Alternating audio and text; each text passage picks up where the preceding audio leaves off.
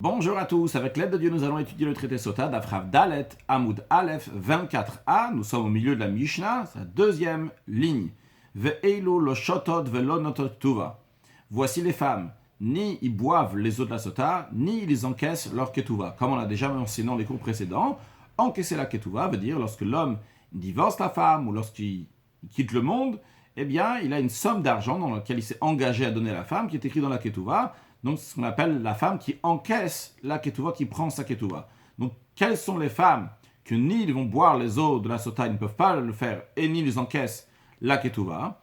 Aober et tmea, ni une femme qui dit au mari, en effet, j'ai fauté. Tu m'as dit de ne pas m'isoler avec elle, je me suis isolé, et j'ai fauté avec lui. Dans ces cas-là, cette femme-là ne va pas boire les eaux de la sota, vu qu'il n'y a pas besoin d'une clarification, la situation est claire, cette femme a fauté. D'un autre côté, cette femme-là non plus ne va pas prendre la Ketouva, vu qu'elle s'est mal comportée. Encore un cas, s'il y a des témoins qui sont venus, qui ont dit que cette femme-là est impure, en effet, cette femme s'est souillée, cette femme a fauté, eh bien, on ne va pas la faire boire, et elle ne reçoit pas sa Ketouva, puisqu'encore une fois, pour le même principe qu'avant, il n'y a pas besoin de clarifier, la situation est claire, et par sa propre faute, elle a perdu sa Ketouva. Encore un cas,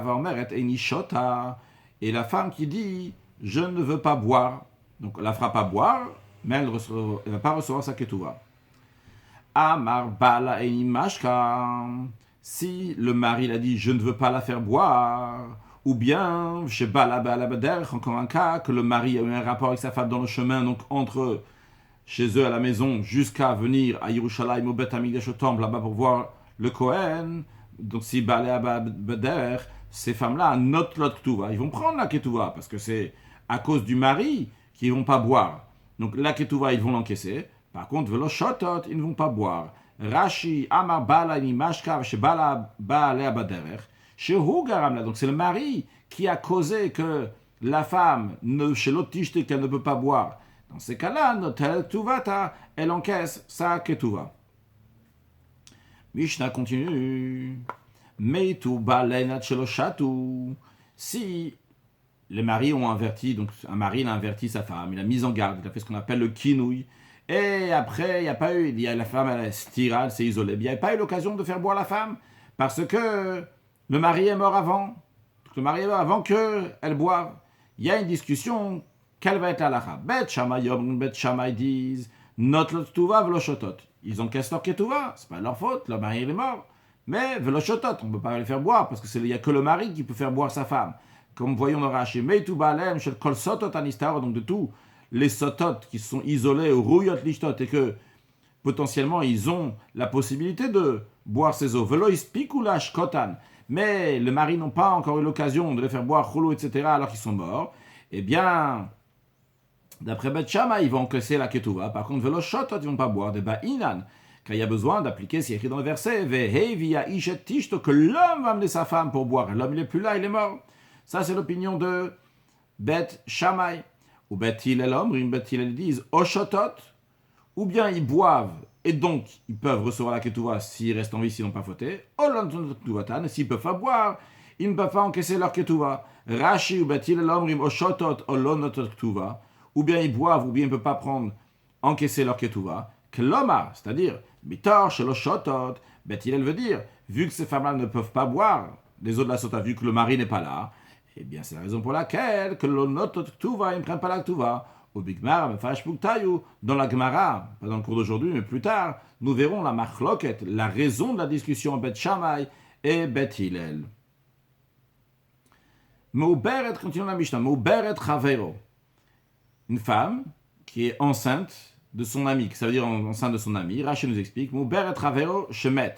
Donc quelqu'un, il a un ami, c'est-à-dire un juif, qui est mort. Lorsqu'il est mort, sa femme était enceinte. Omenika, ou bien, lorsque l'autre il est mort, il a laissé sa femme qui était en train d'allaiter. Dans la Torah, le moment d'allaiter, ça dure 24 mois. Oshe Girsha, ou bien qu'il a divorcé, il a divorcé alors que la femme était enceinte. Omenika, il a divorcé alors que la femme, elle était en train d'allaiter. Et alors, Rashi nous dit, les sages ont interdit cette femme de se marier. Cette femme qui est enceinte ou cette femme qui est en train d'allaiter, elle n'a pas le droit de se marier avec quelqu'un d'autre Yavlad ben bet shanim, jusqu'à que le fœtus, l'enfant, va avoir 2 ans. Vu que on a peur, chez Kazman Inikato, parce que ça c'est le temps, donc il va allaiter. Et les sages ont interdit, donc de peur que le deuxième mari va faire que cette femme va devenir enceinte, elle ne va pas bien s'occuper, donc de ne pas avoir du lait qui est bon pour cet enfant-là. Donc c'est interdit de se marier avec cette femme-là si elle est enceinte, et après qu'elle soit enceinte encore 24 mois. Si elle allait donc jusqu'à la fin des 24 mois.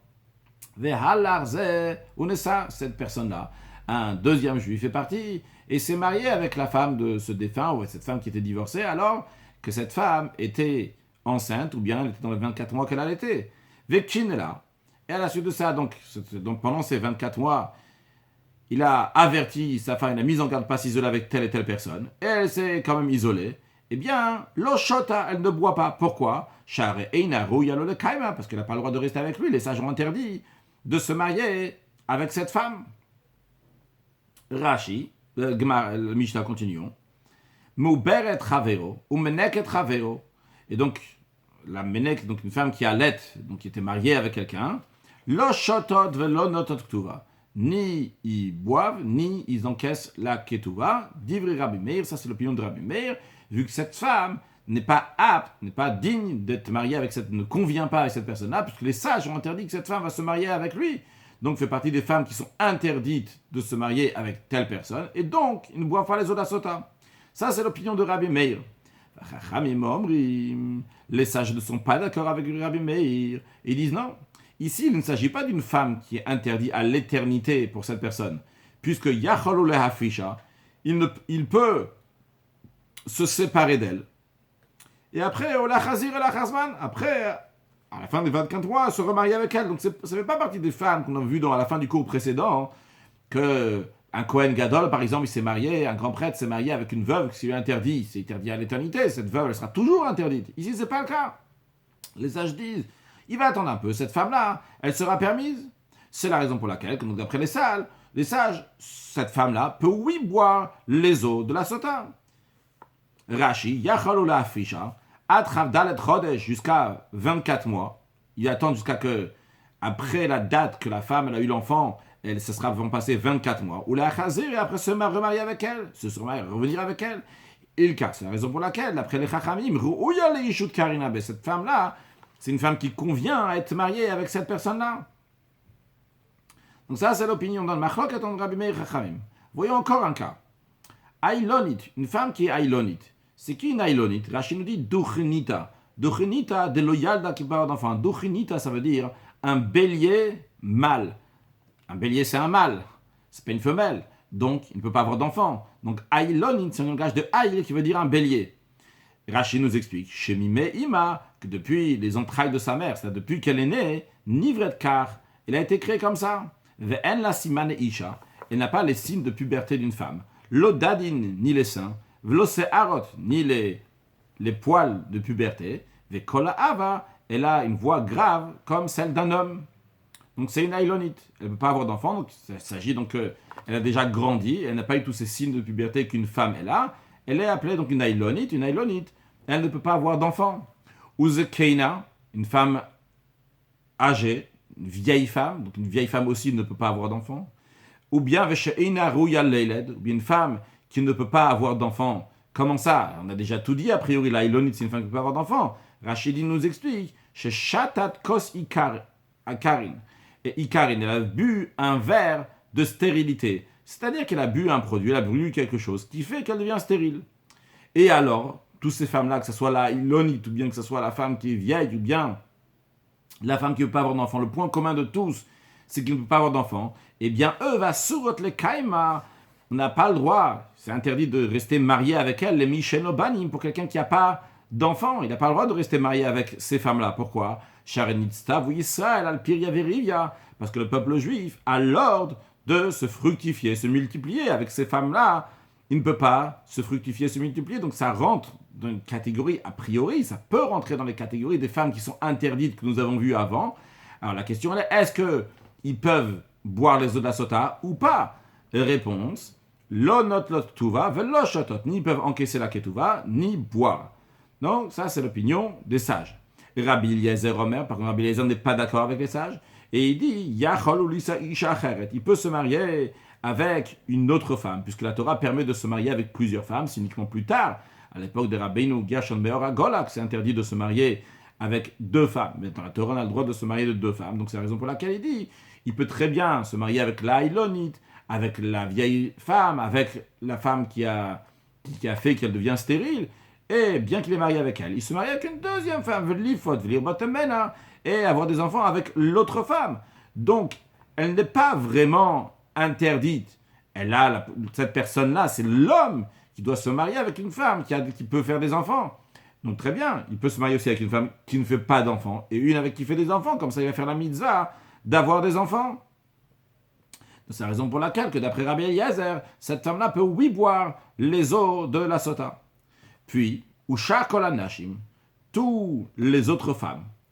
Donc, comme le Tosot ici nous dit, qu'on dit les autres femmes, donc comme par exemple une femme qui s'est mariée dans les 3 mois juste après que son mari est mort ou que son mari l'a divorcé, qu'elle n'avait pas le droit de le faire, eh bien quand même, Oshotot olonot ktuva, ou bien ils boivent, ou bien ils n'encaissent pas la ketouva, dans le même esprit qu'on a dit tout à l'heure dans Rashi, ça veut dire pas dans le même esprit exactement qu'on a dit dans Rashi tout à l'heure, donc le principe il est que ou ils vont boire les eaux d'Asota, et par cela ils vont encaisser la ketouva, ou bien s'ils ne vont pas boire, ils ne vont pas recevoir la ketouva.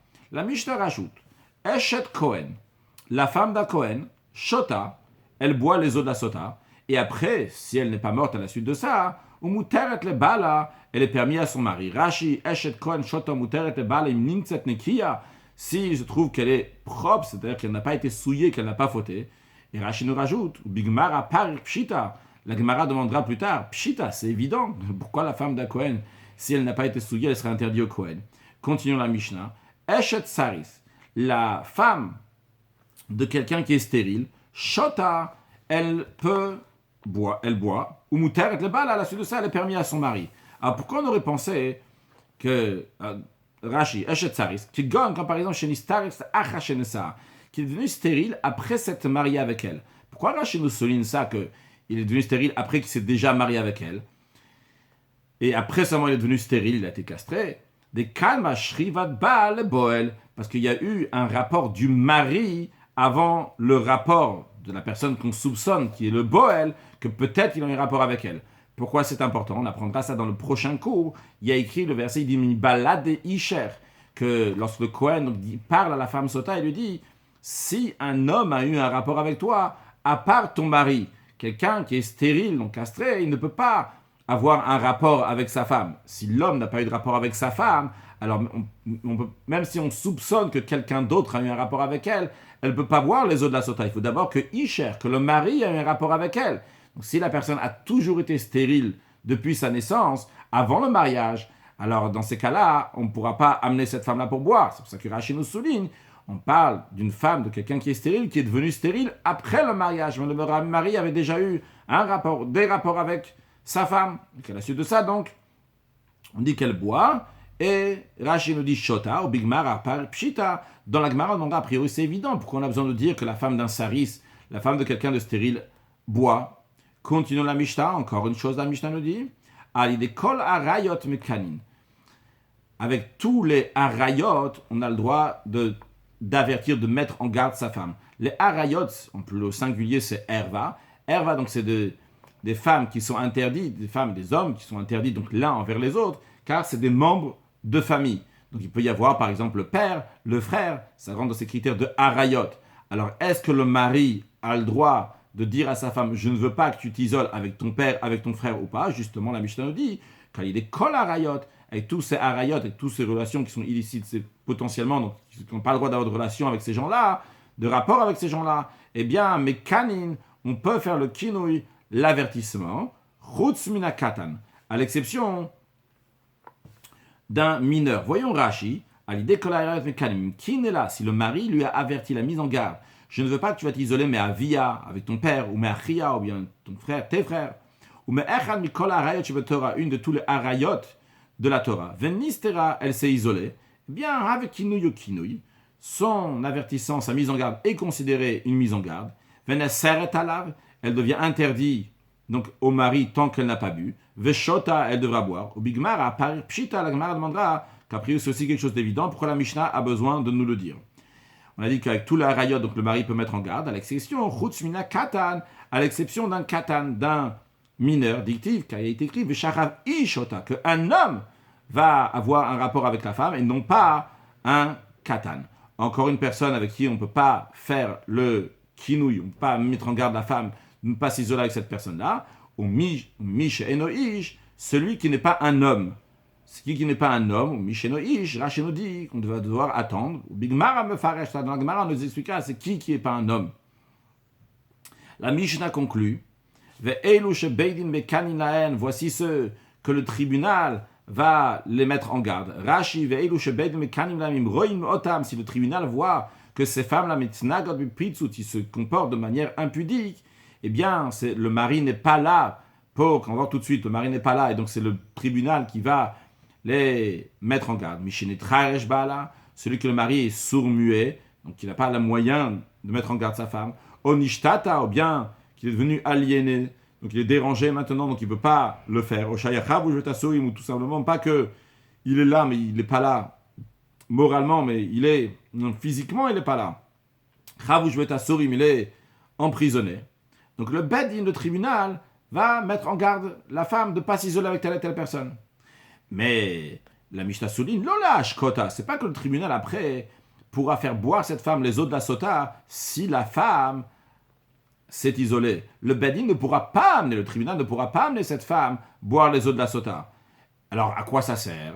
Lola Ashkota, elle est le poste, la mitouva, uniquement pour la rendre invalide de sa ketouva, qu'elle ne pourra pas encaisser sa ketouva. Rashi, Lola Ashkota, les sages, lorsqu'ils ont dit que les tribunaux peuvent mettre en garde cette femme, c'est pas pour après l'amener à boire aussi les eaux. Eux, le tribunal, loyashkroua, ils ne pourront pas faire boire la femme. Pourquoi le tribunal ne peut pas faire boire la femme? La raison, elle est des ba'inan, car il y a besoin, il y a besoin que le mari va amener la femme. Ou balanami loyashkana bekinuize. Alors tu aurais pu dire, ok, le tribunal ne va pas l'amener à boire cette femme-là, mais après, une fois que la femme s'est isolée, le mari, lorsqu'il revient, il amènera sa femme pour boire. Rachid nous dit, ça non plus, le mari ne pourra pas faire. Pourquoi? Des baïnes, car il y a besoin. Vekine vehevi, la Torah dit vekine, il va avertir, il va mettre en garde. C'est le mari qui met en garde. Et à la suite de ça, lui, il va amener sa femme. Donc ça, c'est l'opinion de Rabbanan, des sages. Rabbi Yossé, donc c'est la première opinion de la Mishnah, on n'a pas dit que c'est Rabbanan, mais on le dit maintenant, donc c'est les sages. On va voir dans quelques instants l'opinion de Rabbi Yossé, que Rashi s'avance maintenant, il nous dit Rabbi Yossé, Rabbi Yossé, lui, il ne dit pas qu'il y a besoin que le mari, c'est lui qui fait l'avertissement, et c'est lui aussi qui l'a fait boire. C'est la raison pour laquelle, voyons sur le texte de la Mishnah, que Rabbi Yossé Omer, Aflashkota, le tribunal la met en garde, et après, ça va entraîner plus tard de la faire boire. Quand est-ce? Lorsque ton mari va sortir de prison, Yashkena, il va la faire boire. Et comme Rachel nous a dit, parce que d'après Rabbi Yossé, il n'y a pas besoin, le vekin et vehevi, que d'abord, donc, ça soit le mari lui-même qui a fait la mise en garde, et qu'après, il pourra l'amener à boire les eaux. Même si c'est quelqu'un d'autre qui a fait la mise en garde, donc pas quelqu'un d'autre n'importe qui, mais le tribunal qui a fait la mise en garde, et bien à ce moment-là, eh bien le mari pourra la faire boire. Gemara. La Gemara va s'arrêter ce qu'on a vu au début de la Mishnah, dans le cours précédent. Au début de la Mishnah, nous avons appris que la roussa et la chamère et yabam, eh bien, on ne peut pas les faire boire. On a appris, donc, l'oshotot, que ni boivent, ni prennent la ketouva, chacun peut regarder s'il veut, d'Afrav Gim et la Moubet, 23b, en bas de la page, on a le début de la Mishnah, roussa, veshomer et yam, l'oshotot, vedonot, ketouva. On va rappeler, c'est quoi une aroussa, c'est quoi une shomer et yabam. Une aroussa, donc c'est une femme qui est fiancée, on ne va pas le traduire à chaque fois, donc une femme qui est fiancée. Dans la Torah, une femme qui est fiancée a un lien très fort envers son mari, n'a pas encore le droit d'avoir des rapports envers son mari, mais elle est réservée, entre guillemets, pour cette personne-là. Par contre, elle est interdite, Assour, elle est coulée alma, elle est interdite pour tout le monde. Ça, c'est la aroussa. Une shomer et yabam, c'est s'il y avait Rouven et Shimon, et Rouven était marié avec une femme, et il est mort sans avoir d'enfant, bien Shimon, le frère, doit se marier avec la femme de Rouven. Cette femme s'appelle la Yebama, et Shimon, le frère du défunt, le frère de Rouven, qui va se marier avec cette femme-là, est appelé donc le Yabam. En attendant de se marier, les quelques jours, la semaine, le temps d'attendre donc, le mariage, eh bien, cette femme donc, qui est Yebama s'appelle Shomeret Yabam, qui garde, qui guette, qui attend de se marier avec le Yabam. Donc, on a déjà dit dans le cours précédent, aujourd'hui, on va dire plusieurs fois le mot Aroussa et Shomeret Yabam sans le traduire. Avant de continuer la Gemara va nous ramener 3 versets, va nous parler plutôt de 3 versets. Il y aura comme s'il y a 4 versets, c'est-à-dire 4 parties de versets. Les versets, beaucoup de gens dans les nouvelles Gemarot ont là, sur le côté c'est écrit les versets. Donc il y a un verset qui nous dit, alors déjà au début du verset, il y a écrit Daber abni Israël va marta alem.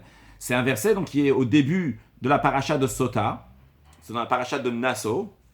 Dans la paracha de Nasso, il y a la paracha de Sota, et là-bas il y a écrit, parle au Bnei Israël et tu leur diras. Ish kitiste ishto. Un homme, si sa femme va se dévier du droit chemin, etc. Après, il y a un autre verset qui va nous concerner. C'est lorsque le Kohen lorsque le Kohen va faire jurer la femme, il va dire, si personne n'a eu un rapport avec toi, et si toi, tu ne t'es pas dévié pour devenir impur, tachat isher, sous l'autorité de ton mari, lorsque tu étais sous l'autorité de ton mari, eh bien, dans ces cas-là, il n'y a rien de mal qui va t'arriver. Après, encore une chose qui va nous concerner, c'est à la fin de la section de la Sota, donc à la fin de la paracha de Sota, il y a écrit Zot Torata Knaot, donc ça c'est la loi donc des Knaot du Kinu, des mises en garde, Achatiste Isha Tachat Isha, que la femme va dévier lorsqu'elle est sous l'autorité de son mari. Donc nous, on va avoir besoin, donc, d'Aber Abni Israël va Mata Alem, on aura besoin aussi de Ish, on aura besoin de Tachat Isher, et Tachat Isha, Tiste Isha Tachat Isha, c'est le morceau de verset que nous allons avoir besoin pour la suite de la Gemara. Voyons sur le texte de la Gemara. La Gemara nous dit, très bien, on a vu dans la Mishnah que la Roussa, la Shomeret Yabam, ne boivent pas les eaux de la Sota.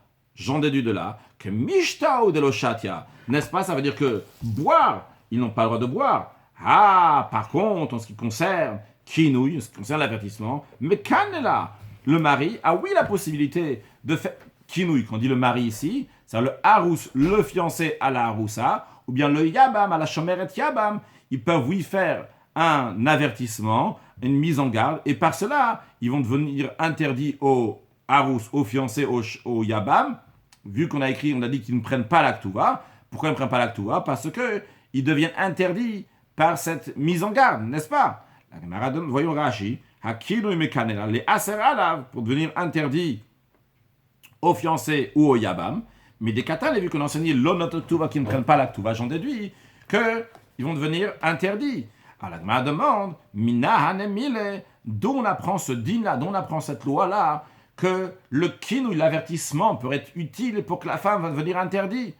A priori, on aurait dû dire, vu qu'elle n'est pas sous l'autorité de son mari, c'est une Aroussa, c'est une Shomeret Yabam, ils ne sont pas encore mariés. On a appris au début de la Mishnah, on a appris, donc vous pouvez voir aussi encore une fois dans Chav Gimel la Moudbet, la Mishnah Yaki, Achatiste Isha Tachat Isha, quand elle est sous l'autorité de son mari. Sous l'autorité de son mari, on aurait pu dire que tout doit être sous l'autorité du mari. Donc, de la même manière qu'elle ne peut pas boire les eaux, de la même manière aussi, le kinouï aussi, l'avertissement ne peut pas avoir lieu. Pourtant, on voit que l'avertissement, le mise en garde, peut oui avoir lieu. D'où on apprend ça? Mara répond, on apprend ça des Tanura Banan, comme le sage enseigne dans une Braïta. Il y a écrit au début de la section de la Sota, Daber Abni Israël va Martha, parle au Bnei Israël et tu leur diras. Les mots vers Martha Alem, tu leur diras. Sans plus, il y a déjà écrit au début du verset Daber Bnei Israël, parle au Bnei Israël. Pourquoi il y a besoin de dire tu leur diras? Pourquoi il y a besoin de rajouter ça? La réponse elle est les Rabot Haroussa Shomeret Yabam le Kinouï. C'est pour inclure la Haroussa et la Shomeret Yabam que eux, on peut les avertir. Donc c'est la raison pour laquelle on dit vers Martha Alem, tu leur diras. C'est pour rajouter encore ici des paroles à dire, pour leur dire à eux aussi, tu vas leur dire ce din-là, que eux aussi, ils ont la possibilité, le Harous, d'avertir sa Haroussa, et la Shomeret Yabam, le Yabam qui a la possibilité d'avertir sa Shomeret Yabam. Bien, donc on a eu la réponse à la question. La Gemara continue, encore un détail. Il nous dit, Matnitin Mani, notre Mishnah qui a dit que et la Haroussa et la Shomeret Yabam ne peuvent pas voir, d'après quelle opinion elle va, notre Mishnah? Réponse, Rabbi Yonatan. Il va d'après l'opinion de Rabbi Yonatan. Alors, quelle est cette opinion de Rabbi Yonatan? On va voir dans un instant. Mais d'abord, j'aurais dû faire le Rashi là un peu avant. Rashi Hachi Garsinan. Rashi nous dit, ainsi est la version qu'il faut faire dans la Gemara, comme nous l'avons fait d'ailleurs aussi. Daber Abni Israël va marta alem. Le fait qu'il y a écrit, parle au Bnei Israël et tu leur diras, les rabot arousa va shomer et yabam le kino. C'est pour inclure une arousa shomer et yabam pour l'avertissement, la mise en garde qu'on peut le faire. Non, Rashi nous dit une version que tu ne peux pas faire, qu'a priori il y avait dans d'autres Gemarot. Et Rashi nous dit velo garas. La version ne doit pas être ish ish. On aurait pu faire une version, a priori qu'il y a dans d'autres Gemarot. Le fait qu'il y a écrit dans la Torah dit ish ish, 2 fois un homme, eh bien, c'est pour nous dire, il y a un homme ordinaire, quand il y a un homme ordinaire, c'est celui qui est marié, que lui, il peut mettre en garde sa femme. Et en plus de ça, il y a un autre ish qui n'est pas encore marié, donc le fiancé ou le yabam, que lui, il peut aussi avertir sa femme. Comme ça, on aurait pu penser, comme ça, en tout cas, une version, on aurait pu apprendre ce verset-là. Rachid nous dit, non, car il y a une autre interprétation à ce verset-là que nous allons voir plus loin. Elle a seulement quoi? Dans notre Gemara ici, d'où on apprend à rajouter aussi la Arousa et le Shomer et Yabam, que leur futur mari peut les mettre en garde. Ribouya même Ve'amartalem. On apprend ça du fait que les mots Ve'amartalem sont superflus, vu qu'il y a déjà écrit au début du verset, Daber, parle, on pourrait écrire, dis-leur, on pourrait écrire après la fin, tu leur parleras. Et Rachid nous rajoute, pour soutenir ce qu'il vient de dire, Varinami Amar le Kama Bipirkin. Plus loin, dans notre chapitre, dans le chapitre 4 de Sota, nous verrons dans la Gemara qui a écrit clairement que Ve'amarta, que du mot Ve'amarta, Ribouyaou, c'est un mot qui est superflu, duquel on apprend, on vient rajouter donc quelque chose, comme on vient de le voir, qu'on vient rajouter aussi, donc le Harous et le Yabam peut faire le kinouï, l'avertissement, or Harous à Shomer et Yabam.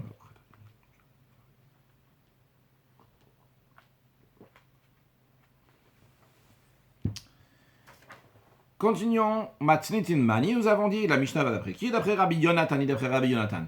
Où est la discussion de Rabbi Yonatan avec quelqu'un qui n'est pas d'accord avec lui? De Tanya, on enseigne la Braïta. Il y a écrit Tachat Isher. Le verset dit, toi, la femme soupçonnée d'adultère, si tu n'as pas fauté lorsque tu étais sous l'autorité de ton mari. Qui est-ce qu'on vient exclure ici en disant ça? Prat la Arousa, ça vient exclure la Arousa, la fiancée, la femme qui est fiancée, exclue par ce verset. Pourquoi? Parce que le verset il dit Tachat Isher, si tu es sous l'autorité de ton mari. Et la femme Arousa, la femme qui est fiancée, n'est pas sous l'autorité de son mari. Alors, d'après cela, Yachol Shanimotse, Shomer et Yabam, d'après ce raisonnement-là, je vais exclure aussi la Shomer et Yabam. La Shomer et Yabam aussi n'est pas sous l'autorité de son mari. Talmud Lomar, le verset il dit Ish Ish. Le fait qu'il y a écrit Ish Ish, ça vient rajouter un autre homme. Il y a le Ish ordinaire, celui qui est marié, que lui va mettre en garde sa femme, mais il y a aussi un autre homme qui n'est pas encore marié, mais qui est très proche du mariage. C'est qui? C'est le Yabam, que lui peut avertir la Shomer et Yabam. Divrei Rabbi Yoshaya, ça c'est l'opinion de Rabbi Yoshaya. Je vais expliquer l'opinion de Rabbi Yoshaya en m'avançant un peu aussi sur ce qui va être expliqué dans la suite. Lorsque la Torah elle dit que le mari peut mettre en garde sa femme, évidemment s'il est marié, c'est clair, c'est sa femme, il peut la mettre en garde. Maintenant, ceux qui ne sont pas encore sa femme, mais ils sont très proches d'être sa femme. Est-ce qu'on peut les avertir ou pas? Alors la question elle est, qui est-ce qui est très proche? La réponse elle est, on a aussi bien la fiancée, la Arousa et la Shomer et Yabam. Donc, on a 3 personnes potentielles, je souligne bien potentielles, qu'on pourrait dire que le mari va mettre en garde. Nous avons la Arousa, nous avons la Shomer et Yabam, et nous avons, sans aucun potentiel, mais avec évidence, donc la femme qui est déjà mariée. La Torah vient, elle nous dit, écoute, il faut en enlever Tachat Isher, sous l'autorité du mari. Ça exclut une femme. Quelle femme on va exclure? On va exclure la femme qui est très potentiellement va se marier, mais elle est loin de ce potentiel. Je m'explique. La discussion ici entre Rabbi Yoshaya et celle qu'on va dans la suite de Rabbi Yonatan, c'est qui est la femme qui est plus proche du mariage? Est-ce que c'est la Arousa ou c'est la Shomer et Yabam? D'un côté, il y a un raisonnement de dire, on va expliquer d'abord l'opinion de Rabbi Yoshaya, que celle qui est la plus proche, c'est la Shomer et Yabam. Pourquoi la Shomer et Yabam est très proche? Parce que, d'après la Torah la Shomeret Yabam n'a pas besoin d'une procédure de choupa pour passer au mariage. D'après la Torah, lorsque le Yabam va avoir un rapport avec la Shomeret Yabam, directement, ça va devenir sa femme. Et comme on verra plus tard dans Rashi, même s'il n'a pas fait ça avec l'intention de mariage, juste avec une intention de prostitution, eh bien quand même, elle devient sa femme automatiquement. La Haroussa, vrai, elle est aussi liée à cette personne-là. Mais bien qu'elle est liée avec cette personne-là, avec ce futur mari, et encore plus que ça, bien elle est liée avec ce futur mari, et si elle va avoir un rapport avec quelqu'un d'autre pendant cette période, qu'elle est seulement fiancée, eh bien elle va être lapidée, ce qui est très grave. Mais Rabbi Yonatan nous dit, le fait que la Shomeret Yabam, tout ce qui manque pour elle, c'est uniquement d'avoir un rapport. Elle n'a pas besoin de passer la procédure de la choupa. Eh bien, ça montre que la Shomeret Yabam est très proche du mariage. C'est la raison pour laquelle que Rabbi Yonatan nous dit, la Torah vient m'exclure une femme en me disant Tachat Isher, sous l'autorité de ton mari. Qui est-ce qu'on va exclure? La femme qui est le plus loin du mariage. C'est qui la femme qui est le plus loin du mariage? C'est la femme qui est fiancée. Par contre, la Torah me rajoute une autre femme en me disant Ish. Il y a l'homme ordinaire, celui qui est vraiment marié, et il y a celui qui va bientôt se marier, qui est proche du mariage. Qui la Torah vient rajouter? Celui qui est le plus proche du mariage, c'est la Shomeret Yabam, vu que juste avec un rapport, sans même passer par la choupa, directement elle va devenir sa femme. Ça, c'est l'opinion de Rabbi Yoshaya.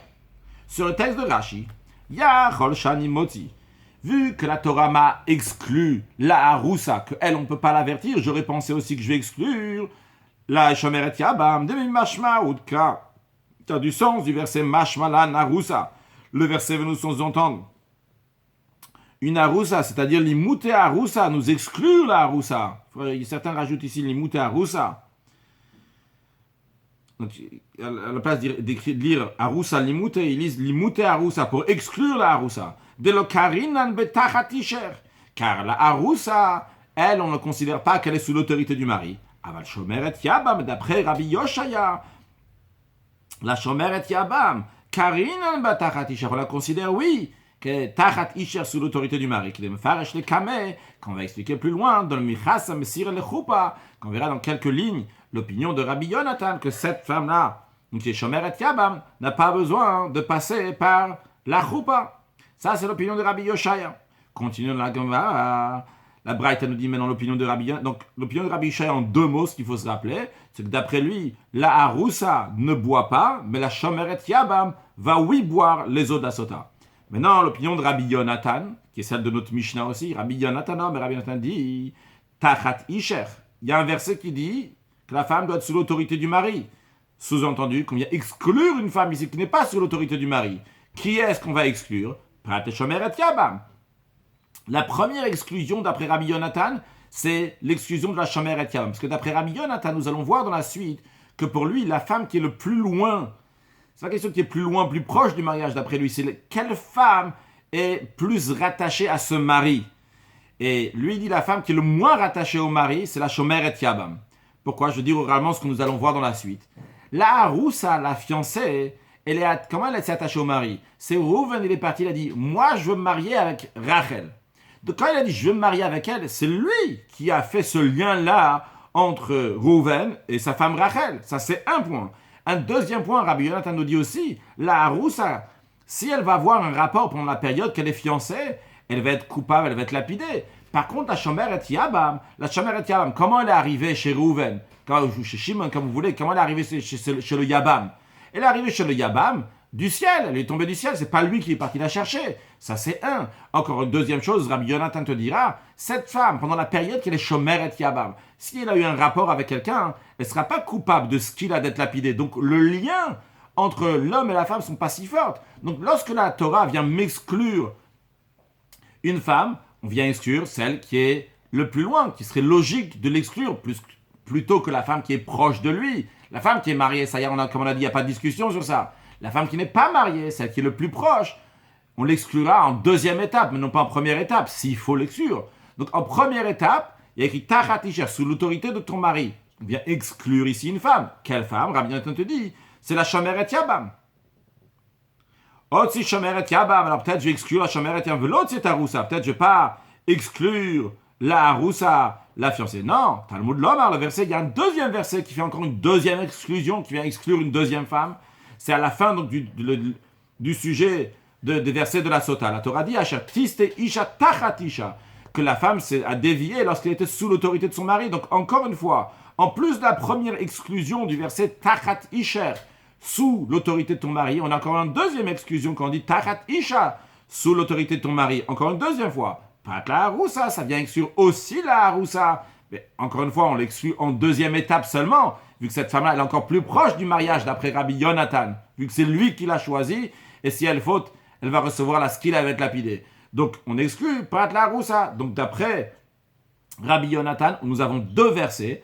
Premier tachat isha, deuxième tachat isha, que le sens des deux, c'est pour nous dire que la femme doit être sous l'autorité de son mari. Ça exclut les femmes qui ne sont pas sous l'autorité. Quelles sont ces femmes-là? Premièrement, on exclut la shomer et yabam. Deuxièmement, on exclut la haroussa, que les deux ne vont pas boire, ce qui correspond bien à notre Mishnah. Rashi et Rabbi Yonatan. La première exclusion, donc le tachat isher, vient exclure le shomer et yabam. La shomer et yabam. Ah, la haroussa. Mais la haroussa, karina ba'ishut. J'aurais dit qu'elle est, oui, considérée la femme de cet homme-là en ce qui concerne l'affaire boire. Il lave de Adam Yateka Achina, s'il n'y avait pas eu une deuxième exclusion d'un autre verset, comme on va voir dans quelques lignes, quelle est la raison que la Haroussa passe en deuxième étape dans l'exclusion, elle n'a pas exclu en première. La raison, elle est Mishum de Hukicha, parce que c'est lui qui a décidé de se marier avec elle. Ça, c'est un. Donc, elle ne vient pas donc par le Kiddushim, le mariage de quelqu'un d'autre, contrairement au Yabam, que comment il reçoit cette Yebama, c'est par les Kiddushim de son frère. Donc ça, c'est un. Donc c'est un point. Donc la Haroussa, c'est lui qui a choisi, pas qu'elle vient d'ailleurs. Ve'od, deuxièmement, chez Niskelet al-Yado. Deuxièmement, cette Haroussa, si elle va fauter, elle va recevoir ce qu'il a. Ce qui n'est pas le cas d'une femme qui est shomer et yabam, qui ne va pas recevoir ce qu'il a. Donc l'attachement à la Haroussa est le plus fort, comme on l'a expliqué avant.